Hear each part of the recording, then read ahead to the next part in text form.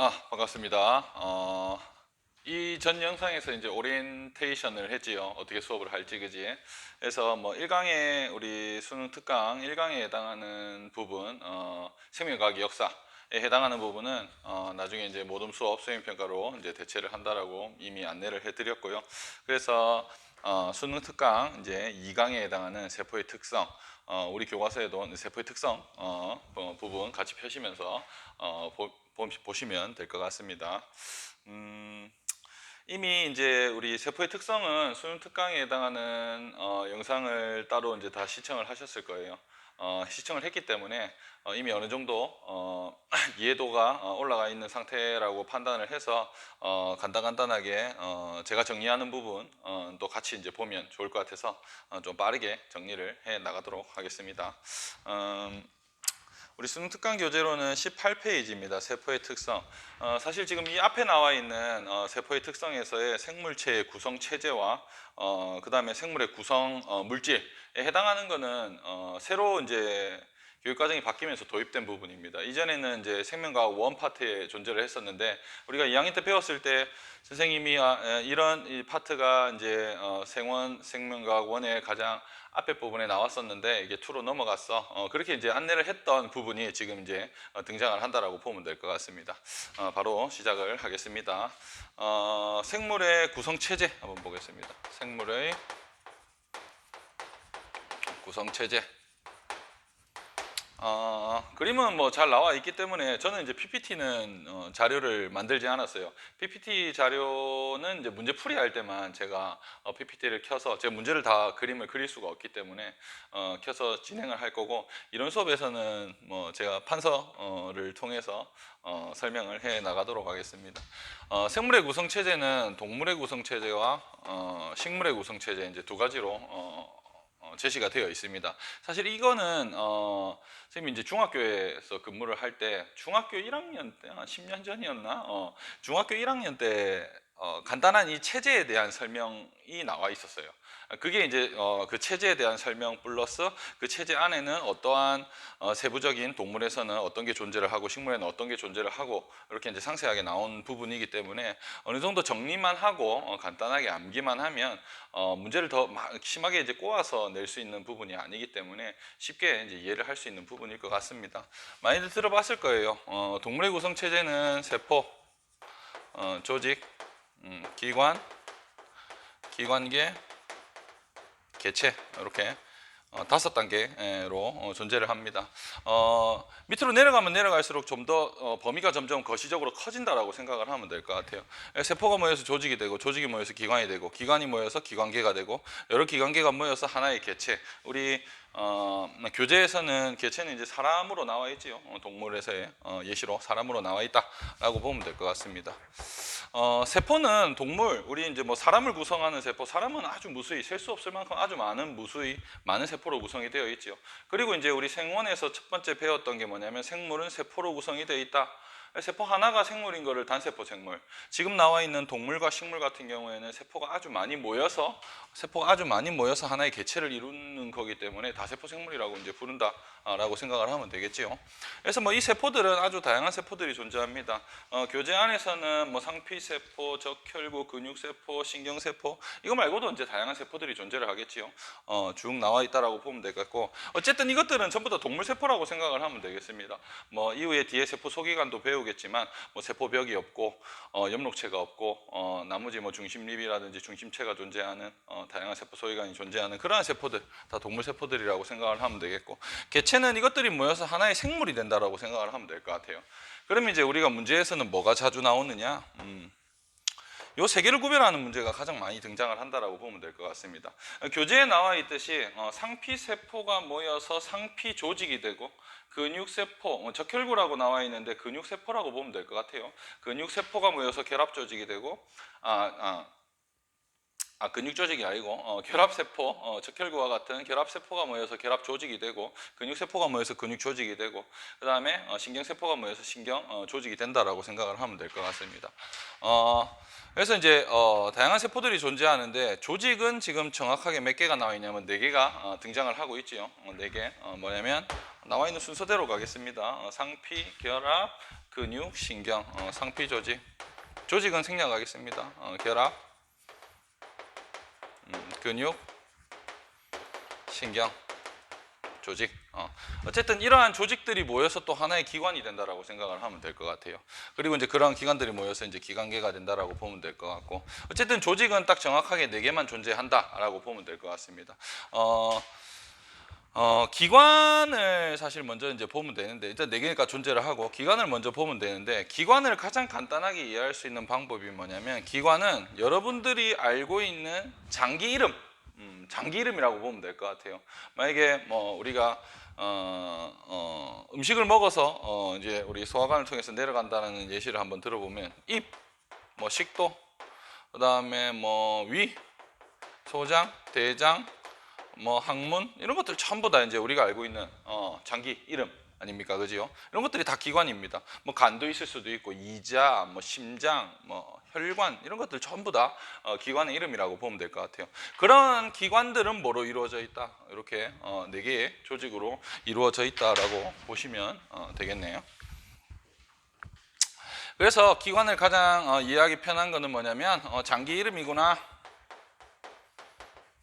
예시들은 방금 이제 적었듯이 뭐 식도, 뭐 위, 간, 심장, 뭐 소장, 뭐 이자, 뭐 등등등등 너무 많아서 이제 적을 수도 없죠. 너무 많이 존재하기 때문에, 그지?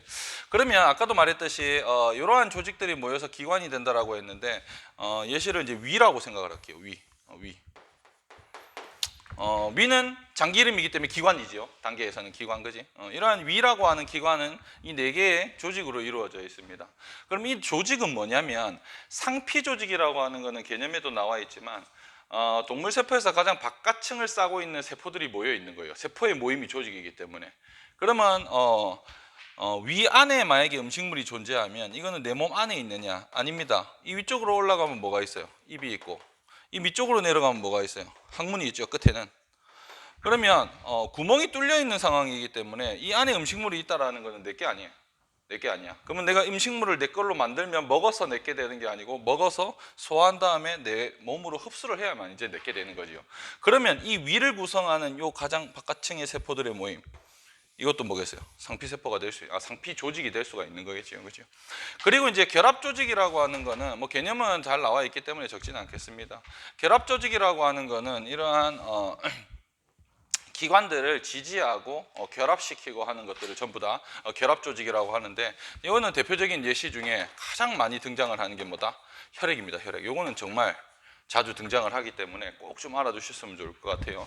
뭐 혈액도 있을 수도 있고, 뭐 뼈도 있을 수도 있고, 뭐 지방세포도 있을 수도 있고, 뭐 다양하게 이제 존재한다라고 보면 될 것 같습니다. 그러면 이제 근육 조직은 이제 우리가 생원에서도 배웠지만, 근육은 3종류가 존재를 했지요. 뭐였었냐면 골격근, 골격근도 존재하고, 내장근,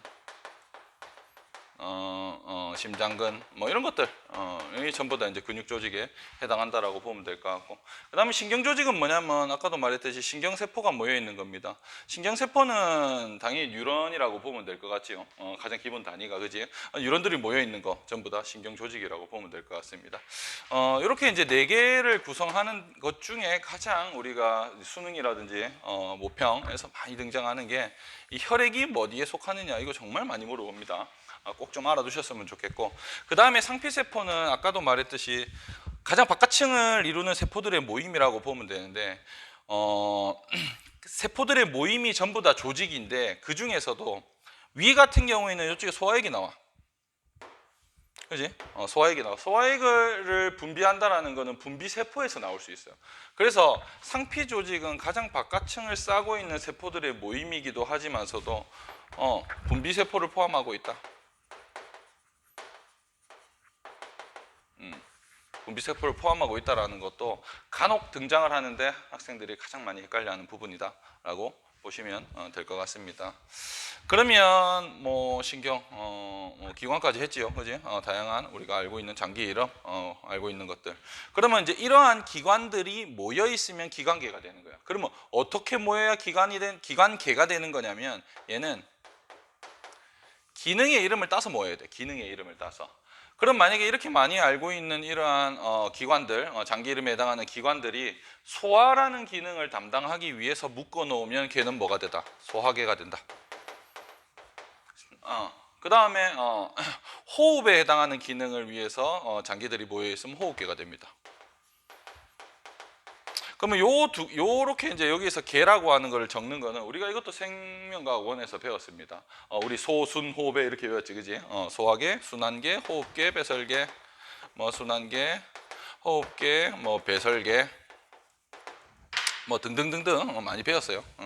배설계. 그럼 이런 거만 있느냐? 우리가 생원에서 배웠던 신경계, 그리고 호르몬을 분비하는 내분비계, 뭐 면역도 배웠죠. 면역계 이런 것들을 전부 다 기관계에 해당하는 거라고 보면 될 것 같아요. 그러면 이러한 기능을 모두 할 수 있는 게 뭐다? 모아놓은 게 개체다. 사람 한 명이다라고 생각을 하시면 되겠지요. 시험 문제는 아마 이 세 개를 구별하는 거. 혹은 이 중에서 어떠한 거는 단계가 만약에 혈액이 나왔다. 혈액은 조직 단계이다. 만약에 간이 나왔다. 간은 기관 단계이다. 소화순환 호흡 배설 뭐 등등등은 무슨 단계이다? 기관계의 단계이다. 이런 것들을 많이 물어볼 거기 때문에 이 세 단계에 해당하는 어떠한 명칭이 나왔을 때 세 단계에서 어떠한 거에 포함이 되어 있는지를 먼저 판단을 하시고 그거를 이루고 있는 그 상위 단계, 하위 단계에 대한 조합 이런 것들을 생각을 하시면 될 것 같습니다. 뭐 동물의 구성 체제는 좀 간단합니다. 그리고 우리가 조직은 이 네 개라 그랬죠. 하나, 둘, 셋, 넷. 요 네 개라고 했었는데 이 네 개에 해당하는 거는 그림으로도 좀 판단을 해야 돼요. 우리 교재에도 잘 나와 있지요. 그럼 그림으로 어떻게 구별을 하느냐? 보통 이제 신경 조직에 해당하는 그림 안에는 이제 그림으로 판단하는 거야, 그지? 신경 조직에 해당하는 거 안에는 뭐가 그림을 그려져 있냐면 아까 뉴런이 모여 있어야 된다 했지. 뉴런의 그림이 많이 그려져 있어. 그리고 이제 결합세포 같은 경우에는 혈액의 그림이 많이 그려져 있습니다. 혈액. 그리고 상피세포 같은 경우에는 상피조직 같은 경우에는 상피세포가 모여 있는 게 상피 조직인데 거의 세포의 크기가 일정한 것들이 쭉 모여 있어요. 세포 크기가 비슷해요. 모여 있는 세포의 크기가 비슷해. 이렇게 이제 좀 구별을 해 주시면 될 것 같고 근육 조직 같은 경우에는 우리가 이제 이것도 생원에서 배웠지만서도 일정한 무늬가 있어요. 민무늬근도 존재를 하긴 하지만서 가로무늬근도 존재를 하기 때문에 근데 또 근육 같은 게 민무늬근이 나오는 거를 제시해 주면 애들이 상피세포와 상피 조직과 근육 조직을 판단할 수가 없어요. 그래서 보통 무늬가 있게끔 그림을 많이 그려줍니다. 그래서 무늬가 존재하는 것이다 라고 해서 이 네 개의 그림이 등장을 했었을 때 어떠한 조직에 해당하는가 이런 것들도 좀 판단을 해주셨으면 좋을 것 같습니다. 동물의 구성체제는 마무리를 하고요. 식물의 구성체제. 그러면 동물하고 식물 중에 시험 문제에 뭐가 많이 나와요? 라고 물어보시면 식물이 훨씬 더 많이 나옵니다.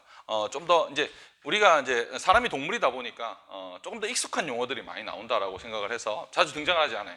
좀 더 어렵게 이제 문제를 제시를 하기 위해서는 식물이 많이 등장을 하는구나라고 보시면 될 것 같네요. 식물은 세포가 모여서 조직이 되고, 조직이 모여서 조직계가 되고, 조직계가 모여서 기관이 되고, 기관이 모여서 개체가 됩니다.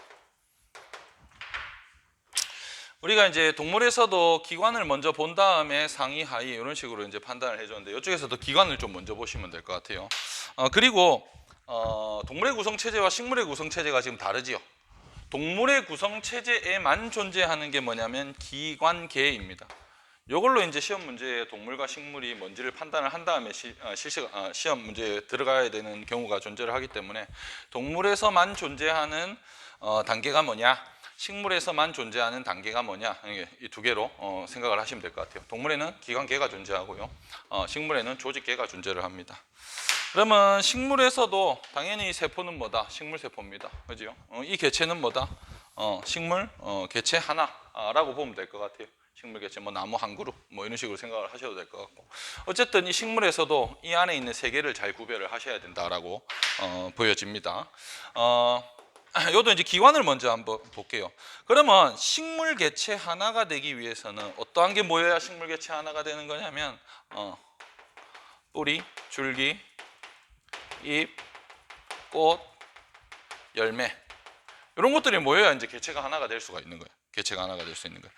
그런데 그러면 이 각각에 대한 명칭들은 뭐냐면 뿌리 기관, 줄기 기관, 잎 기관 이런 식으로 되는 거예요.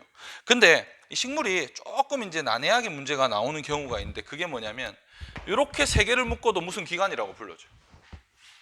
우리 이제 뭐 뿌리, 줄기, 잎 우리가 이제 음식을 통해서 섭취하는 대부분의 대부분 섭취하는 것이라고 생각하면 돼요. 그래서 얘를 뭐라 그러면 영양기관이라고 불러줍니다. 그리고 꽃과 열매 우리가 이제 생식을 하기 위해서는 꽃이 피고 열매가 맺혀져야 생식이 가능합니다. 그죠? 영상이 조금 잘리지 그죠? 그래서 얘를 생식기관 요래 불러줍니다. 생식기관 요래 불러줍니다. 그리고 이제 우리 동물에서도 조직이 딱 4개가 존재했다라고 보면 이쪽에는 조직이 정확하게 3개로 존재를 합니다. 3개. 동물에서는 가장 바깥층을 이루는 세포의 모임이 상피였는데 이쪽에서는 표피라고요. 표피. 표피라는 거는 이 단계에 해당하니까 표피 조직계 생략할게요. 그 다음에 관다발 조직계. 다 아마 중학교나 초등학교 때 한 번씩은 들어봤을 만한 용어들이지요, 그지? 관다발 조직계. 그 다음에 기본 조직계 이렇게 존재를 합니다. 그럼 당연히 이제 이러한 조직계를 구성하고 있는 요 뒤에 구성할 거를 적을 건데 이런 것들은 전부 다 조직이고 그 조직은 세포로 또 이루어져 있다라고 보시면 될 것 같지요. 그러면 표피 조직계에서는 무엇이 구성이 되어 있느냐? 내가 잎 그림을 한번 그려볼게요. 잎이 이제 이렇게 되어 있는데 이렇게 단면으로 잘랐다라고 생각해서 단면을 이렇게 봤다라고 생각을 해볼게요. 그러면 이제 위쪽과 밑쪽으로 나뉘어지고 위쪽에 이제 세포들이 이렇게 모여 있고 밑에도 이제 세포들이 이렇게 모여 있겠지, 그죠? 우리 19페이지 특강의 19페이지에 잎의 단면이 나와 있는 것들을 보셔도 됩니다. 근데 잎의 단면이 나와 있는데 위쪽에 있는 이쪽 세포들이 막 모여 있는 거는 좀 빽빽하게 모여 있어요. 그리고 밑에서 모여 있는 세포들은 좀 등성등성하게 모여 있죠. 이 위에 빽빽하게 모여 있는 얘네들을 뭐라 그러냐면 울타리 조직이라고 하고 밑에 이렇게 듬성듬성 모여 있는 것을 뭐라 그러냐면 해면 조직이라고 불러줍니다. 해면 조직. 그러면 이러한 조직들은 뭐냐면 기본 조직계에 속해요. 기본 조직계. 그래서 기본 조직계에 속하는 것은 뭐냐면 울타리 조직과 해면 조직. 그리고 이제 관다발, 말 그대로 다발, 꽃다발, 다발, 관이 다발처럼 모여 있다. 잎에서도 이쪽에 나와 있는 게 관다발 조직계 해가지고 어떠한 통로 같은 게 이렇게 되어 있죠, 그죠? 근데 사실 잎에서는 이 다발을 그 물과 영양분이 이동하는 그 관을 인맥이라고 불러주지, 그죠? 근데 이제 줄기나 뿌리 같은 데에서는 이제 물과 양분이 이동하는 통로가 다릅니다, 그죠? 우리가 많이 알고 있는 용어예요. 물관과 체관이라고 불러주지, 그지? 물관과 체관. 그리고 이제 잎에서 생각을 해보면 이쪽을 단면을 잘랐을 때 위쪽에 얘를 상표피라고 하고요. 밑에 있는 거를 하표피라고요. 그리고 이제 우리 하표피에는 뭐가 존재하냐면 기공이 존재하지. 기공을 이루고 있는 세포는 뭐다? 공변세포다. 그래서 이제 이 표피에 해당하는 거는 굳이 이제 표피 조직계에는 표피를 구성한다. 여기 있는 거는 다 조직계예요, 그지? 표피. 근데 이거를 상표피, 하표피로 나눌 수 있다라는 겁니다, 그죠? 그리고 공변세포. 그리고 이제 뿌리에는 이게 우리가 뿌리가 이제 원통으로 나와 있지만서도 아주 무수히 많은 뿌리 털이 존재합니다. 그 뿌리 털도 전부 다 표피 조직이라고 생각을 하면 될 것 같아요. 이렇게 해서 나누면 될 것 같아요. 어쨌든 이 조직계에 해당하는 거는 여기가 이제 조직계인 거고 그 조직계를 구성하는 다양한 것들을 소개했는데 이런 것들은 전부 다 조직이다라고 보시면 될 것 같습니다. 그렇죠? 다양하게 했습니다. 식물에서 아까 뭐라 했냐면 기관이 뿌리, 줄기, 잎꽃, 열매로 구성이 되어 있고 이 세 개는 뭐 영양기관이다. 각각도 기관이지만 묶어서도 영양기관이다. 근데 조직에서도 요 뒤에 있는 이러한 조직 같은 것들도 묶어가지고 새로운 용어로 어떠한 조직이다라고 불러주는 것들이 많이 있어요. 밑에도 이제 잘 나와 있죠, 그지? 그거를 이제 따로 한번 정리를 해보면 좋을 것 같아. 따로 한번 정리를 하면 좋을 것 같아요. 통도 조직이 있어요. 통도 조직. 말 그대로 통할 통에 뭐더라?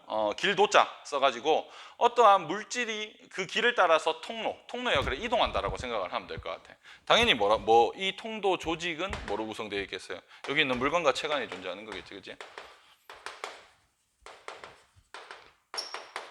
물관 체관이 존재하는 거고 그 다음에 유조직이라는 게 있어요. 유조직.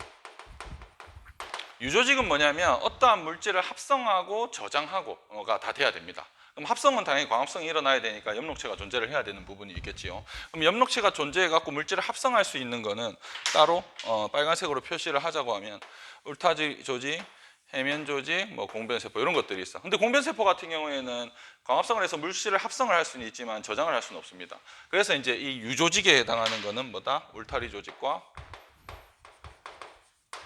해면 조직을 함께 유조직이라고 불러준다. 그리고 18페이지 제일 하단에 나와 있는 분열 조직과 연구 조직이 있습니다. 이 분열 조직과 연구 조직은 한꺼번에 보면 좋을 것 같아요. 분열 조직이라고 하는 거는 세포 분열이 가능하다라는 거야. 세포 분열. 하지만 연구 조직은 뭐냐면 세포 분열이 가능하지 않다라고 생각을 하시면 될 것 같아요. 그러면 세포 분열이 가능하면 세포 수를 늘려서 어떠한 성장을 할 수 있다라고 생각을 하면 되겠지, 그지? 근데 성장을 할 수 있는 거는 이쪽에서 적진 않았네요. 성장을 할 수 있는 거는 뭐냐면 우리가 중학교 때도 배운 것 같아. 뿌리의 제일 끝부분, 제일 끝부분에는 생장점이 있다라 그랬어. 근데 이제 중학교에서 이제 배우는 5개명 중에 하나가 뭐냐면 뿌리 끝에만 생장점이 있다라고 배우는데 줄기 끝에도 생장점이 있어요. 그러면 식물이 이렇게 돼 있고 땅속에 파묻혀 있으면 밑으로도 자라지만 위로도 자란다라고 생각을 하면 될 것 같아요. 요 끝에 요쪽에서 세포 분열을 통해 자랄 수 있지만 줄기 끝에 요쪽에도 이제 세포 분열을 통해 성장을 할 수 있다라고 보면 될 것 같아요. 그래서 이제 이러한 끝에 있는 것들을 전부 다 생장점이라고 합니다. 그럼 생장점은 어떠한 조직이냐면 여기 적진 않았지만 여기 기본 조직계에 해당을 합니다. 그리고 이제 물관과 체관 사이에 있는 거를 뭐라 그러냐면 형성층이라고 불러줘요. 형성층은 뭐냐면 이 줄기와 뿌리든 얘를 잘라서 그 단면을 보자라고 하면 요래 돼 있어. 이렇게 지금 동그라미 치고 있는 게 형성층입니다. 동그라미 치고 있는 요 사이 요쪽을 형성층이라고 합니다. 형성층. 이 형성층인데 얘는 세포 분열을 통해 이렇게 자랄 수 있어. 자랄 수 있다라고 하는 건 얘는 뭐냐면 점점 뿌리 줄기가 두꺼워질 수 있다. 그러면 생장점은 뭐다? 위로 밑으로 길이 생장을 할 수 있다. 이렇게 생각을 하면 되겠지요, 그지? 그래서 형성층과 생장점 같은 경우에는 세포 분열이 가능하다. 그래서 이 두 조직을 분열 조직으로 묶어서 함께 불러줄 수 있다라고 보면 될 것 같습니다. 형성층, 생장점. 그리고 이제 이 분열 조직이 아닌 모든 조직들을 전부 다 연구 조직이다라고 불러주시면 될 것 같습니다. 간단하게 이렇게 정리를 하면 될 것 같아요. 그래서 왜 식물이 시험 문제에 자주 나오느냐, 단계에도 존재를 하지만 그 단계에 해당하는 여러 조직들이라든지 기관이라든지 이런 것들을 묶어 가지고 다양한 이름으로 불러줄 수 있기 때문에 많이 헷갈려합니다. 그래서 시험 문제에 좀 자주 등장을 할 수 있다, 이렇게 보시면 되겠습니다. 그래서 생명체를 생명체의 구성 체제, 요거는 다 설명을 드린 것 같네요. 그 다음으로 등장하는 게 뭐냐면 생명체를 구성하는 기본 물질. 이 부분도 생명과학 1에서 등장을 했던 개념들이에요. 근데 이제 교육 과정이 바뀌어 가지고 생명과학 2로 넘어와가지고 지금 이제 지금 했던 수업이랑 함께 앞부분에 생명과학 앞부분에 등장을 한다라고 보시면 되겠네요. 그리고 그 칠판을 지우면서 얘기를 드리는데 그 오리엔테이션 영상은 제가 공개로 했어요. 공개로 했는데 지금부터 이제 수업하는 영상은 우리 들을 수 있는 우리 칠원고등학교 학생들만 볼 수 있게끔 링크를 받은 우리 학생들만 볼 수 있게끔 제가 이제 설정을 할 예정입니다. 그래서 링크를 다른 학교 친구들한테 이렇게 다시 걸어갖고 볼 수 있게끔 하면 안 됩니다. 우리 이제 16명들만 봐야 되는 거라고 생각을 하시면 될 것 같아요. 아마 영상의 제일 첫 번째 제 오프닝 영상이 간단하게 나오고 불법 복제나 이런 거 하지 말라고 아마 경고 문구가 떴을 거예요. 절대 다른 부모님들 간단하게 보여주는 거야 상관이 없는데 다른 학생들이 볼 수 있게끔 이렇게는 해주셨으면 당부를 드리겠습니다. 19페이지에 생명체를 구성하는 기본 물질 한번 보겠습니다. 구성물질, 생물의 구성물질.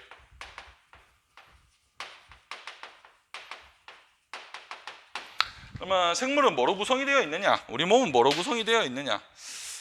우리 수능 특강을 이제 기본 베이스로 해가지고 지금 수업을 진행해 나가는데 교과서도 같이 참고를 하셔가지고 보시면 됩니다. 교과서 보시면 됩니다. 이전에는 이쪽에 지금 여기 나와 있는 거는 우리 탄수화물, 단백질, 지방, 핵산 요래 나와 있는데 사실 우리 몸을 가장 많이 구성하고 있는 건 물이에요. 물은 진짜 많게는 80% 이상이 이제 물로 우리 인체가 이제 존재를 하는데 물이 빠져 있어요. 그래서 저는 물까지는 간단하게 설명을 해 드리는 게 좋을 것 같아서 물도 설명을 드리겠습니다. 어쨌든 탄수화물, 탄단지, 우리 탄단지 요거는 입에 좀 많이 입으로 이제 많이 부르는 용어이기 때문에 탄단지 이렇게 적을게요. 단백질 순서대로 적을게요. 지방, 지방은 뭐 지질이라고 부릅니다. 지질, 탄단지, 지방 그리고 핵산. 그리고 마지막에 밑에까지 나오지요. 물. 이렇게 이제 5가지로 설명을 드리겠습니다. 근데 우리가 이 탄수화물, 단백질, 지방은 우리 3대 영양소라고 많이 불러주지요. 왜 3대 영양소라고 불러주냐면 지금은 우리 몸이 뭐로 구성되어 있느냐에 해당하는 내용을 하고 있기 때문에 이 5가지는 우리 몸을 구성하겠지요. 하지만 이 5가지 중에 제가 묶은 이 3대 영양소에 해당하는 거는 우리 몸을 구성도 하지만 에너지도 낼 수 있어요. 에너지. 그러니까 먹으면 우리가 먹어가지고 물질 대사를 통해서 에너지의 저장 형태인 ATP를 만들어낼 수 있는 물질들이라고 생각을 하면 될 것 같습니다. 그럼 ATP를 만들어내서 우리가 이제 제가 지금 말을 하든지 움직이든지 할 때 이제 이런 게 사용이 된다라고 보면 되겠지요. 탄수화물, 단백질, 지방. 왜 이렇게 3개를 묶었냐면 이 3개를 먼저 비교하고 나머지는 좀 독립적으로 설명을 드리기 위해서 3개로 묶었다라고 보면 될 것 같습니다. 그러면 한꺼번에 정리를 해 나갈게요. 탄수화물, 단백질, 지방 같은 경우에는 기본 물질이 있습니다. 기본 단위라고 보면 되겠지. 기본 단위. 기본 단위는 탄수화물은 다 분해가 되면 포도당이 돼요. 포도당은 단당입니다. 당이 하나짜리다. 당이 하나짜리라고 보면 되겠고, 그리고 단백질의 기본 단위는 아미노산, 그 다음에 지방의 기본 단위는 지방산과 글리세롤, 이 2개로 이제 되어 있다라고 보면 돼요. 글리세롤은 모노글리세리드라는 용어로 따로 이제 부를 수도 있습니다. 이렇게 구성이 되어 있지요. 그리고 핵산의 기본 단위는 뭐냐면 뉴클레오타이드. 요 우리 1학년 때 제가 수업 1학년 때 수업했죠. 1학년 때 그때 말씀을 드린 것 같아요. 뉴클레오타이드. 이렇게 이제 구성이 기본 단위가 이렇게 되다. 그러면 얘네들의 구성 원소는 뭐냐? 구성 원소. 이 생원을 이제 다 수강을 한 학생들만 지금 생투를 듣고 있기 때문에 잘 알고 있어요. 탄수화물, 단백질, 지방, 핵산. 물이야 뭐 H2O죠. H2O 뭐 기본 단위가 H2O는 아니고 그지? H2O이기 때문에 H랑 O, 수소와 산소로 이루어져 있다라는 것은 누구나 다 알고 있는 내용일 것 같고, 그럼 요 이제 핵산까지 이렇게 한꺼번에 본다라고 하면 탄소, 수소, 산소는 이 4개의 공통 원소입니다. 그죠? 근데 단백질 같은 경우에는 질소가 포함이 되어 있어요. 질소. 그리고 핵산도 뭐다? 질소가 포함되어 있어. 근데 단백질은 기본 아미노산 단위가 이제 20가지가 존재하는데, 제가 알기로는 20가지 중에 한 3가지 정도는 황을 들고 있습니다. 황은 S지요, 그지? S. 황 들고 있습니다. 황도 들고 있습니다. 그리고 핵산 같은 경우에는 뉴클레오타이드 우리 배웠습니다. 배웠지요? 뭐 존재합니까? 여기서 인산 존재하죠. 인산기 존재하지, 그죠? 그래서 이제 인산 P도 존재를 한다. 라고 보면 될 것 같습니다. 그러면 이제 노란색으로 이제 정리를 할 부분이 뭐냐면, 이제는 이제 요 3개를 비교할 거야. 이 3개를 비교할 거야. 적을 거면 탄수화물, 단백질, 지방이 우리 몸에 얼마나 많이 분포를 하고 어떤 기능을 하는지에 해당하는 것을 한번 정리를 해보겠습니다. 우리가 음식을 먹어서 에너지도 낼 수 있는 게 요 3가지라 그랬죠. 에너지도 낼 수 있는 거. 우리가 이것도 많이 했을 거예요. 탄수화물, 단백질, 지방 중에 같은 양을 먹었을 때 가장 많은 에너지를 낼 수 있는 거는 지방입니다. 지방. 그게 이제 뭐 1g당 4kcal, 4kcal, 9kcal. 그러면 이 둘이가 4고 얘가 9니까 뭐 지방의 특징은 뭐다? 같은 양, 단위, 양당 가장 많은 에너지를 낼 수 있습니다. 가장 많은 에너지를 발생할 수 있는 게 특징이구나. 세 개 중에서 지금 세 개를 비교한다라고 하면 가장 많은 에너지를 발생할 수 있다. 그러면 이제 먹어서 에너지를 낼 수 있는 건데, 내가 아침에 단백질도 먹고 탄수화물도 먹고 지방을 먹었어. 그러면 내가 아침을 먹고 나서의 이후에 내가 생활할 때 누구를 가장 빨리 써버리느냐. 써버린다는 건 에너지를 발생한다라고 보면 되겠지요. 에너지를 가장 많이 빨리 써버리는 게 뭐냐면 탄수화물이야. 그래서 탄수화물을 먹었을 때 에너지로 많이 쓰지 우리 몸을 구성하는 물질은 낮다라고 보시면 될 것 같아요. 그래서 에너지를 주로 이 탄수화물을 에너지로 쓴다 해서 주 에너지원이라고 합니다. 주 에너지원이라고 하는 거는 반대로는 구성하는 비율이 낮다라고 보면 되겠죠. 이 세 개 탄단지 중에서는 구성 비율이 가장 낮습니다. 구성 비율이 뭐 낮다라고 하자. 가장은 전부 다로 봐야 되니까. 구성 비율이 낮다. 그러면 이제 이 세 개 중에 구성 비율, 우리 몸을 구성하는 비율이 가장 높은 거는 뭐냐? 그게 단백질이다. 우리 몸을 구성하는 비율이 높다라고 보면 돼요. 그러면 요 5개로 봤을 때는 가장 많이 구성되어 있는 거는 수업 처음에 말했듯이 이제 물이 우리 몸을 가장 많이 구성한다라고 보면 되겠죠. 물이 많이 구성하고 그 다음으로 많이 구성하는 거는 뭐다? 단백질이다라고 보시면 될 것 같습니다. 단백질의 또 특징을 먼저 한번 정리를 해보면, 단백질은 우리 20페이지에도 나와 있지만서도 기본 단위인 아미노산이 그러니까 단백질을 분해하면 아미노산이 되고, 아미노산 간의 결합이 일어나면 단백질이 되는 거야. 그지? 그러면 아미노산이 어떠한 결합을 통해서 단백질이 되냐면, 얘는 펩타이드 결합을 통해서 아미노산의 펩타이드 결합을 통해서 이제 단백질이 되는 거예요. 그래서 이제 우리가 생원 때 단백질을 먹었을 때 얘를 이제 소화작용에 의해서 아미노산으로 분해할 때는 펩티데이스라는 효소가 작용을 했었지요. 왜냐하면 이 펩타이드 결합을 끊어주는 효소를 잠시 녹음이 중단이 돼서 다시 계속 해 나가도록 하겠습니다. 핸드폰 용량이 작아가지고 그 마이크로 SD 카드 128기가 샀어요.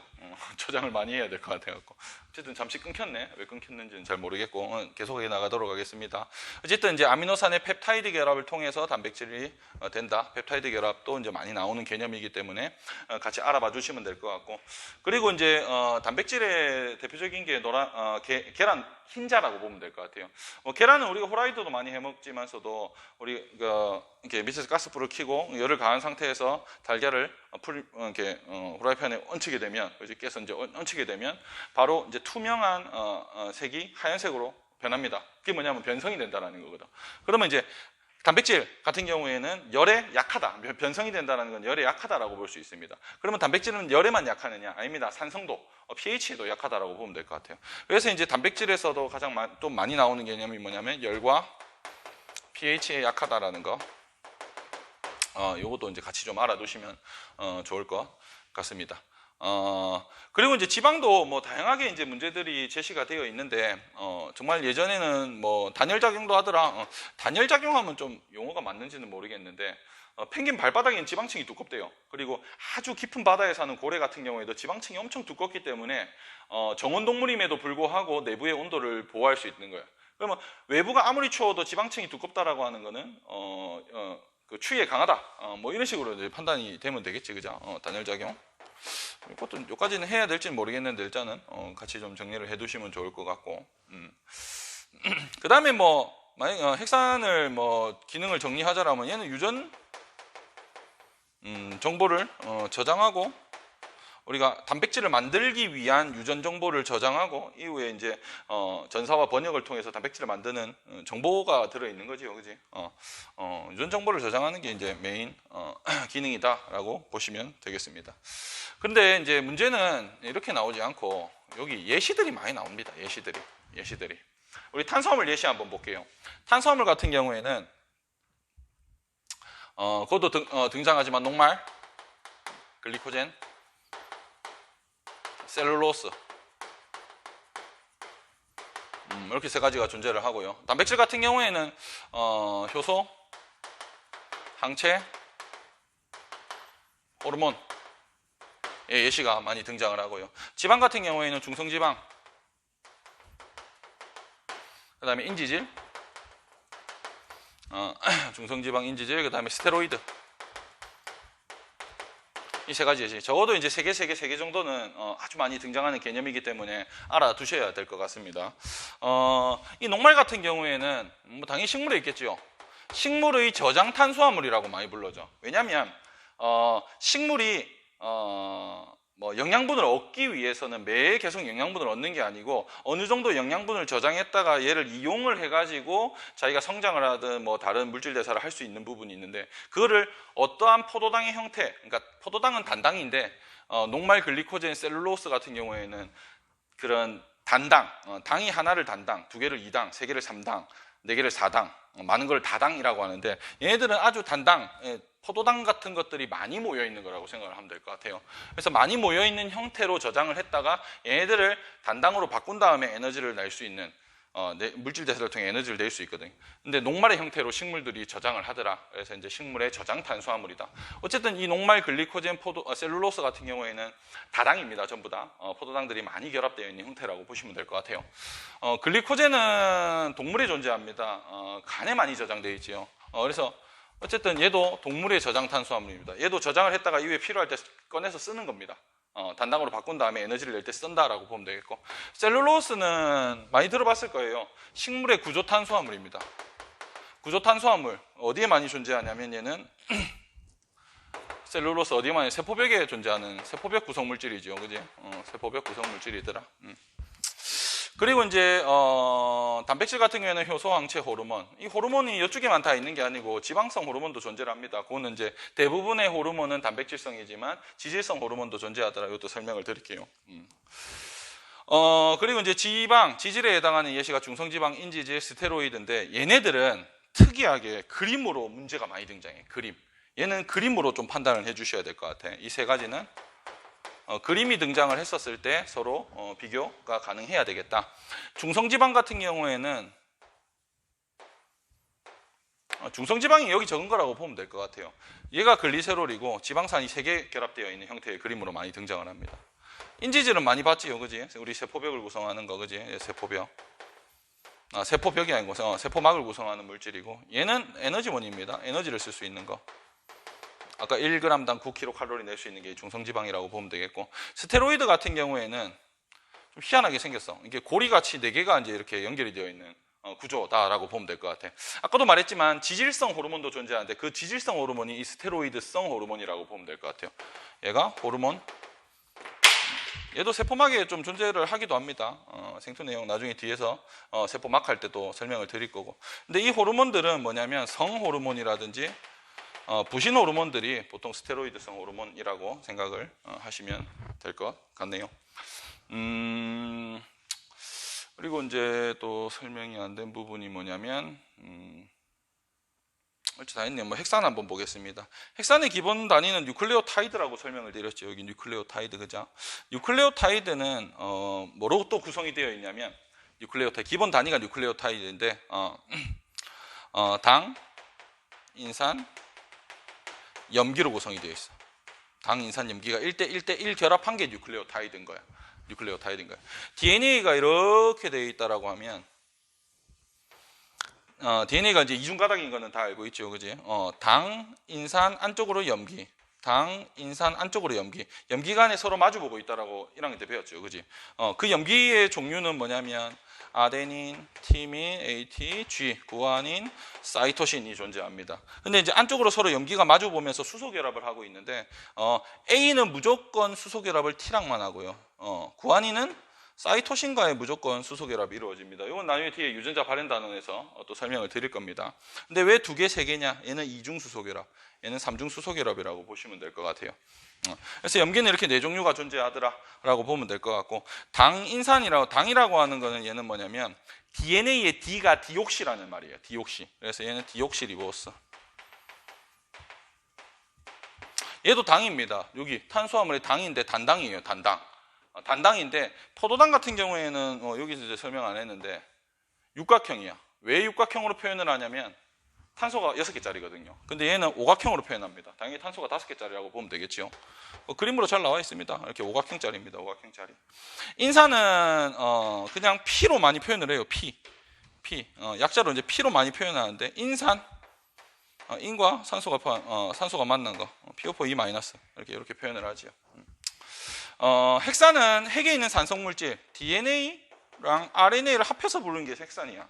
그럼 나는 지금 여기 한 거는 뭐냐면 DNA에 해당하는 거를 했어요. DNA에 해당하는 뉴클레오타이드, 당인산 염기를 했는데, 그럼 RNA에 해당하는 이 뉴클레오타이드를 구성하는 당인산 염기는 뭐냐면, 염기는 딱 하나만 다르지요. 하나만 다르죠.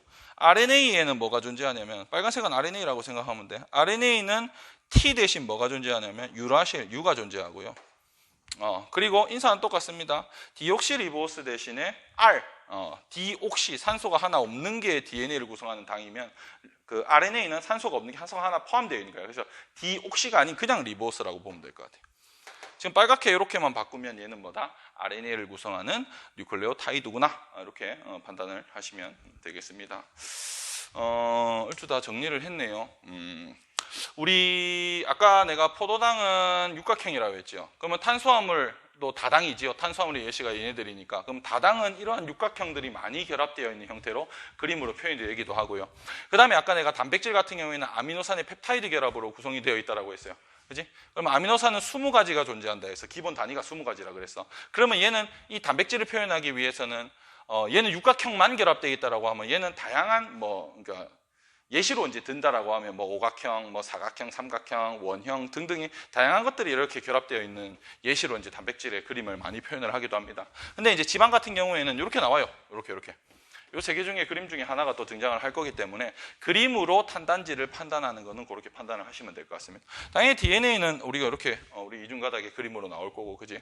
그리고 뉴클레오타이드 그림은 이렇게 그림으로 표시가 되어 있습니다. 그리고 이제 1대1 결합이라는 거, 그게 이제 뉴클레오타이드 하나다. 그래서 아까 내가 뭐라 했어? 당, 인산 안쪽으로 염기, 당, 인산 안쪽으로 염기, 이런 것들이 당, 인산, 염기, 요 하나가 뉴클레오타이드. 그럼 요도 당, 인산, 염기 하나, 뉴클레오타이드. 여기도 뉴클레오타이드, 반대편에도 뉴클레오타이드. 이것들이 뉴클레오타이드가 주주주 계속 결합되어 있는 게 그게 DNA. 한 줄로만 되어 있는, 단일 가닥으로 되어 있는 게 뭐다? RNA. 다 이렇게 생각을 하시면 되겠죠. 생물의 구성물질도 이 정도만 정리를 하고 마무리를 하도록 하겠습니다. 이 영상이 끊겨가지고 다시 한번 여기 한번 볼게요.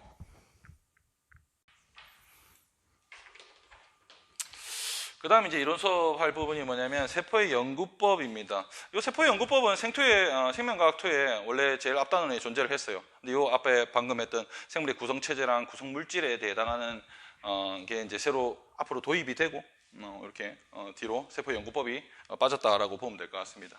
세포의 연구법은 첫 번째가 세포의 연구법, 첫 번째가 현미경법, 두 번째가 나오는 게 세포 분석법, 세포 분해법. 세 번째가 자가, 옛날에 자기라고 많이 불렀는데 자가, 또 자기 방사법, 자가라고도 불릴 수도 있습니다. 방사법. 이렇게 세 개로 구성이 되어 있습니다. 이전에는 네 번째 해가지고 공부 2009년 교육과정에서는 조직배양법, 이것도 이제 존재를 했었는데 사라졌더라고요. 그래서 이 정도만 하시면 될 것 같습니다. 현미경은 왜 쓰는지 알죠? 현미경을 일단은 쓰는 목적을 먼저 알아야 돼. 쓰는 목적을 먼저 알아야 되는데 현미경은 작은 물질을 크게 보는 거지, 그죠? 작은 물질을 확대해서 크게 보기 위한 거, 그죠? 얘는 확대의 목적이 있는 거야. 그러면 세포분해법은 뭐냐면, 보통 세포분해법은 대표적인 예시가 뭐냐면 원심분리법이라고 보면 돼. 법이라고 생각을 하면 될 것 같아요. 원심력을 이용해서 뭘 분리하는 거야. 그럼 뭘 분리하느냐? 세포 안에 존재하는 작은 기관들, 세포 소기관이라고 하죠. 다음 단원에 해당하는 세포 소기관을 쫙 소개해 드릴 건데, 그 작은 세포 소기관들을 하나씩 분리해내기 위한 거. 뭐를 이용해서? 원심력을 이용해서. 그게 이제 원심분리법이라고 생각하면 되겠습니다. 자기방사법은 뭐냐면, 얘는 뭘 이용하냐면 동위원소라는 걸 이용합니다. 화학을 한지 오래됐는데 아마 이게 전체 밀도, 중선자, 뭐 양성자 해가지고 그게 이제 뭐 다른 거를 같은 뭐 탄소면 탄소가 몇 번인데 다른 동위원소는 위에 이제 다른 번호를 적지요, 그죠? 이런 동위원소들을 이용해 가지고 동위원소가 달려 있는 거를 계속 추적해 나가면 그 탄소를 포함한 유기물들이 어느 쪽으로 이동하고 어떻게 합성이 되고 분해가 되는지가 이제 추적이 된다라는 거지, 그지? 그래서 자기방사법의 목적이라고 하는 거는 뭐냐면 물질의 이동 과정이라든지 분해, 합성되는 이러한 것들을 이제 알아보기 위한 방법이 자기방사법이다라고 보시면 될 것 같습니다. 세포분해법에 이제 목적을 안 적었네요. 얘는 세포 소기관들을 분리해내는 게 목적이다라고 보시면 될 것 같습니다. 현미경법부터 첫 번째 현미경법부터 하나하나씩 설명을 해 나가겠습니다. 현미경은 우리가 특강에 21페이지 지금 하고 있죠. 표로 잘 정리가 되어 있어요. 그러면 이제 현미경은 크게 이제 뭐로 나눌 수 있냐면 두 개로 나눌 수 있는데, 크게 두 개로 나눌 수 있는데 그게 뭐냐면 광학 현미경. 이 광학 현미경이라고 하는 거는 우리가 지금 과학실에 몇 대가 있지요? 많지요? 재작년에 제가 또 좋은 걸 하나 샀습니다. 이렇게 모니터 달려갖고 이렇게 관찰하면 모니터로 이제 볼 수 있는, 그 모니터를 TV에 뭐 빔 프로젝트에 연결하면 바로 이제 볼 수 있는 뭐 그런 것들, 광학 현미경. 우리가 이제 밑에 이제 조동나사, 미동나사 돌려가지고 이렇게 관찰할 수 있는 게 광학 현미경이고, 우리가 이제 학교에서 잘 볼 수 없는 거, 과학관 이런 데나 뭐 대학교에 큰 실험 할 수 있는 쪽에 가면 볼 수 있는 게 뭐냐면 전자현미경입니다. 그럼 왜 광학현미경이고 왜 전자현미경이냐면 얘는 광원에 따라 나오는 거예요. 광원. 어떠한 빛을 이용해서 확대를 하느냐, 그게 이제 광원이면 광원, 그지?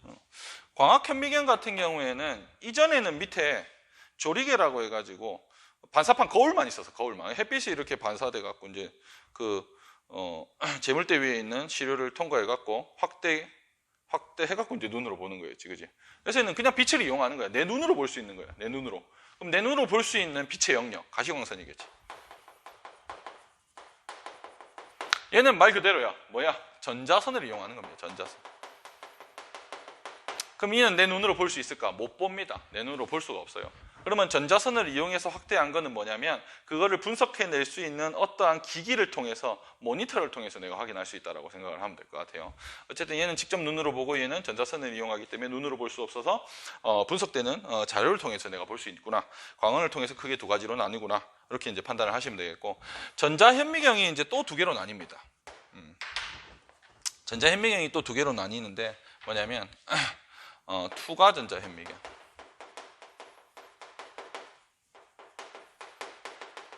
템 약자로 옛날에는 외웠는데 까먹었어요. 그 다음에 주사 전자현미경, 쌤 이렇게 불러줍니다. 어쨌든 이 둘 다 전자현미경이기 때문에 광원은 뭘 쓴다? 전자선을 쓴다라고 생각을 하면 되겠고, 가시광선 영역을 이용하기 때문에 최고의 장점, 특징이 이제 장점이 될 수가 있어요. 얘는, 그죠? 장점이 될 수 있는데 얘는 색깔, 가시광선은 빨주노초 파남보기 때문에 색깔 이제 확인 나겠지, 그죠? 색을 확인이 가능하다는 거. 그리고 이제 시료판에 놓아서 내가 움직일 수 있는 살아있는 세포도 관찰이 가능합니다. 그래서 얘는 움직임도 가능하다는 거. 움직임도 가능하다라는 거.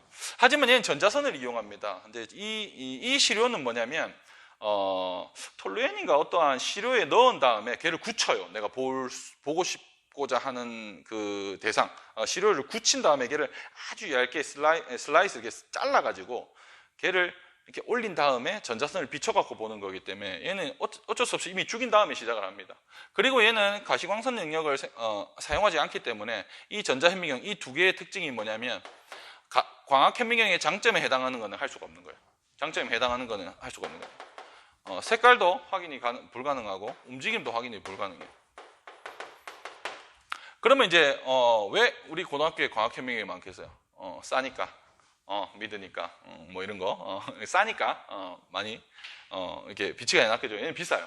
근데 이러한 단점, 얘는 장점이 많고 얘는 단점이 많은데 왜 얘가 비쌀까? 훨씬 더 많이 확대할 수 있다는 거야. 그럼 확대할 수 있는 능력은 이쪽에 뭐라고 나와 있냐면 해상력이라고 나와 있습니다. 뭐 해상력을 간단하게 표현을 하자면 점 두 개를 이렇게 찍었을 때 얘가 점 두 개로 보이느냐? 그럼 아주 가까이 찍었을 때는 하나로 보이는데 많이 확대하면 두 개로 보이겠죠. 이게 해상력이야. 그럼 이 사이, 이 점 사이의 거리가 얼마만큼까지 내가 그게 확대해서 두 개로 볼 수 있느냐. 그게 해상력입니다. 그래서 이제 여기 우리 특강에도 나와 있지만 해상력은 숫자가 작을수록 해상력이 좋은 거야. 확대할 수 있는 능력이 크다라고 보면 될 것 같아요. 그럼 확대할 수 있는 능력이 가장 큰 게 뭐야? 저기 투과전자현미경이지, 그죠? 그 다음 주사전자현미경, 그 다음에 광학현미경. 그러면 이제 이 두 개에서 얘의 장점, 전자현미경은 단점이지만 더 많이 확대할 수 있다는 게 이 전자현미경의 장점이에요. 더 많이 확대할 수 있는 거. 해상력이 좋다라는 거예요, 해상력. 그럼 해상력이 가장 좋은 게 뭐냐면 투과전자현미경. 얘가 아까 0.000이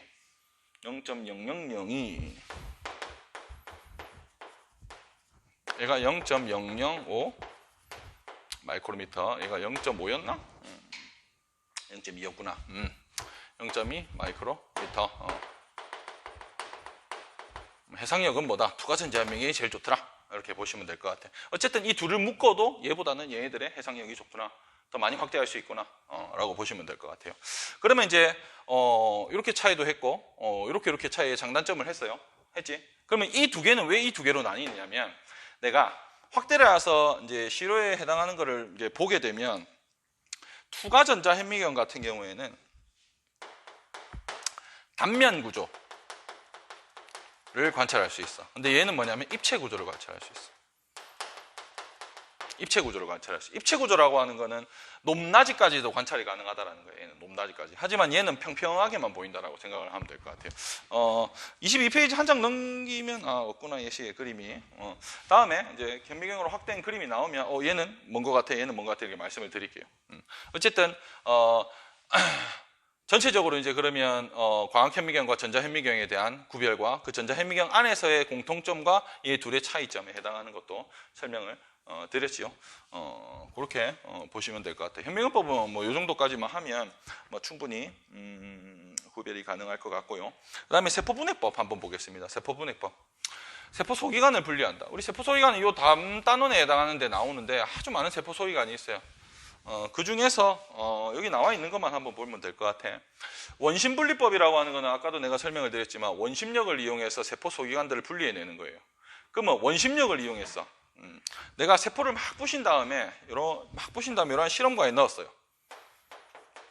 시험관에 넣었어. 그리고 나서 얘를 돌리는 거야. 이렇게 원심력으로 이렇게 막 돌리는 거야. 이렇게. 그러면 이제 깔아앉겠지. 뭐부터?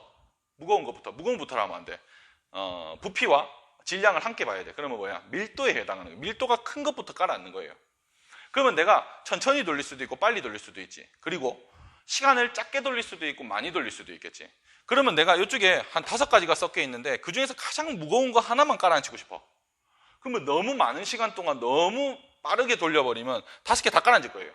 그럼 내가 가장 무거운 하나만 깔아앉기 위해서는 조금 저속으로 시간을 짧게 두면서 돌려야 되겠지, 그지? 그래서 이제 우리 여기 나와 있듯이 뭐냐면 우리는 식물을 먼저 볼게요. 오른쪽에, 그지? 식물을 먼저 보면 식물에서는 1000G 10분으로 돌리니까 핵이 깔아앉았고, 그지?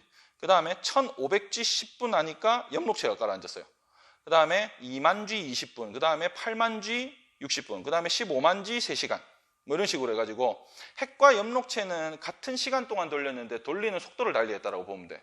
그러니까 그러면 여기서 순서대로 보자라고 하면 이 순서가 뭐겠어?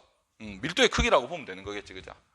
핵이 가장 먼저 깔아앉았고, 그 다음에 뭐야? 엽록체. 그 다음에 미토콘드리아.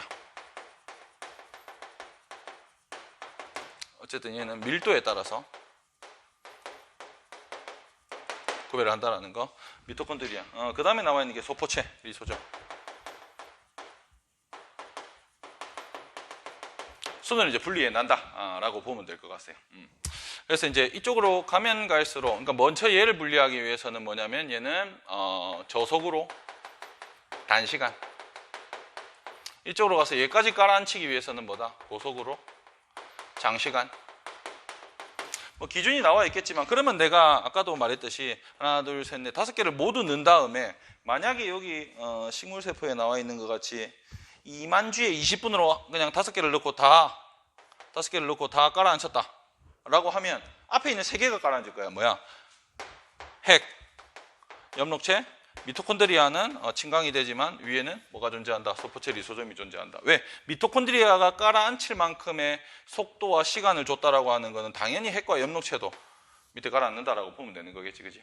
그래서 다양하게 이제 분리해낼 수 있습니다. 그리고 분리를 한 다음에 내가 이렇게 스포이더 같은 걸 이렇게 꽂아가지고 밑에 있는 것만 이렇게 추출을 해낼 수 있고 위에 있는 것만 그냥 바로 추출해낼 수 있고 추출하는 거는 이제 필요에 따라서 추출을 하시면 될 것 같습니다. 그럼 내가 핵 깔아앉히고 핵만 빼내고 그 다음에 나머지 4개 중에 엽록체만 깔아앉히고 엽록체만 뺄 것 같으면 이제 우리 침강 바닥에 있는 이 침강돼 있는 것만 이제 빼어냈다라고 생각을 하시면 되겠죠. 그렇게 보시면 되겠습니다. 그래서 이제 이 순서다. 그러면 지금 나는 얘는 무슨 세포 이용한 거예요? 식물세포 이용한 거지. 왜? 뭐가 존재한다? 엽록체가 존재한다. 그러면 동물세포를 내가 이렇게 원심분리법을 이용했을 때는 얘 없이 그냥 이렇게는 깔아앉는다. 왜? 핵과 미토콘드리아, 소포체와 리소솜 같은 경우에는 식물세포에도 존재하지만 동물세포에도 존재하니까, 그지? 이렇게 보시면 되겠습니다. 우리 자기방사법 같은 경우에는 요 정도만 동위원소를 이용한다. 그리고 이제 이러한 목적을 통해 이러한 목적으로 이 자기방사법을 이용한다. 이렇게 보시면 될 것 같아. 이렇게 보면 돼. 이동 과정 같은 경우에는 보통 단백질이 만들어지는 거는 리보솜에서 만들어져요. 그리고 이제 어디로 이동하는 거냐면 소포체로 이동하고요. 그 다음에 골지체로 이동하고요. 그 다음에 세포 밖으로 빠집니다. 그러면 내가 리보솜에서 만들어진 단백질에 질소의 동위원소를 이렇게 달아버렸어. 그러면 내가 만약에 한 5초 지났을 때는 리보솜에 이 동위원소가 보이는 거야. 그리고 한 1분 지나면 여기에는 동위원소가 안 보이는데 소포체에서만 동위원소가 보여. 그리고 시간을 더 오래 보이면 골지체에서만 보이고 그 다음에 세포 밖에서만 보이는 거야. 그러니까 이 동위원소를 이용해 가지고 시간을 쭉 시간대별로 이 동위원소가 어디에서 방사능을 띠느냐를 관찰만 하면 이동 과정 관찰되는 거예요. 그 다음에 내가 어떠한 A라는 물질이 존재를 하는데 여기 동위원소를 달았어. 어떠한 탄소에 달든 인에 달든 어디에 달았어. 그리고 나서 내가 시간이 좀 지나니까 어떠한 두 물질에 동위원소가 달리는 거야. 그럼 뭐야? 얘를 B라고 하고 얘를 C라고 하면 A는 뭐다? B와 C로 분해되었다. 이렇게 이제 이해를 하시면 되겠지, 그치? 그럼 내가 이 반대로 했다라고 생각하자. 내가 어떠한 B, C라는 물질에 동위원소를 달았는데 시간이 지나니까 얘네들에서는 띄지 않고 A라는 물질에서만 띄었어. 뭐야? B와 C가 합해져서 합성이 돼가지고 A가 됐다. 이런 식으로 물질의 이동 과정과 분해, 합성에 해당하는 것을 알아보기 위한 게 뭐다? 동위원소를 이용한 자기방사법이다 라고 이해를 하시면 되겠습니다. 우리 2강에 해당하는 세포의 특성은 아직 이제 세포 소위관을 안 했어요. 이제 좀 빠르게 설명을 하려고 노력을 했는데 생각보다 시간이 많이 갔습니다. 그죠? 어쨌든 처음에 했던 게 뭐냐면 동물과 식물의 구성 체제였습니다. 그 다음에 생물을 구성하는 물질, 탄단지, 물, 핵산에 해당하는 걸 정리를 했고요. 그 다음에 이제 세포를 연구법, 세포가 확대해서 안에 뭐가 있는지 보는 거, 세포 소기관은 뭐가 있는 거, 이동과 이런 것들이 어떻게 되는지에 해당하는 세포 연구법 3개를 배웠어요. 이게 가장 어떻게 보면 문제를 꼬아낼 수도 없고 쉽게 출제가 되면서 누구나 어느 정도 암기와 이해만 하고 있으면 충분히 맞출 수 있는 문제들 위주로 이제 출제가 됩니다. 우리 생원이든 생투든 1번부터 5번은 무조건 다 맞추고 들어가야 되는 문제라고 했잖아. 수능이든 모평이든, 그지? 그래서 어느 정도 지금 정리했던 내용, EBS 강의와 제 강의를 보고 정리했던 내용, 서로 이제 보완을 하면 될 것 같아요. 듣는 학생 여러분이, 그지? EBS 강의에서 제가 설명했지 않았던 부분 설명하면 그거 보완. 그것을 설명하지 않은 거를 제가 설명했으면 그걸 보완해가지고 합해가지고 나만의 학습 노트를 만든다든지 이런 것들을 만들어가지고 학습을 이어나가면 좋을 것 같습니다. 영상은 오늘은 여기까지 마무리할 거고요. 그 다음에 요 다음 단원이 아니고 2강 안에 있는 세포 소기관, 세포의 구조와 기능에서 이거 나옵니다. 이것 또한 1시간 정도 수업을 해야 돼요. 이것도 어떻게 보면 조금 나열식이 될 수가 있습니다. 세포 소위관은 뭐가 존재하는데 기능은 뭐고 어떻게 되고 이렇게 좀 나열식으로 될 수밖에 없기 때문에 이것도 어렵게 출제되지 않아요. 조금의 암기와 이해만 하시면 충분히 맞출 수 있는 문제라고 생각을 합니다. 영상은 여기까지 할 거고요. 그럼 이 다음 영상에는 세포 소기관에 해당하는 거 이론 수업을 할 거고, 그 다음에 이 특강 뒤에 나와 있는 게 20문제 나오더라고요. 20문제를 빠르게 풀어나가도록 어려운 문제 하나도 없으니까 문제 풀이 할 때는 제가 여기 위에 빔을 싸가지고 이렇게 진짜 강의하듯이 이제 한 문제씩 탁탁탁 이렇게 해갖고 체크해 나가면서 문제를 풀도록 하겠습니다. 수고하셨고요. 내일 이 영상은 오늘 저녁에 업로드할 거고요. 내일 영상을 찍어서 내일 저녁에 또 문제풀이와 세포 소기관의 영상을 업로드하도록 하겠습니다. 수고하셨습니다.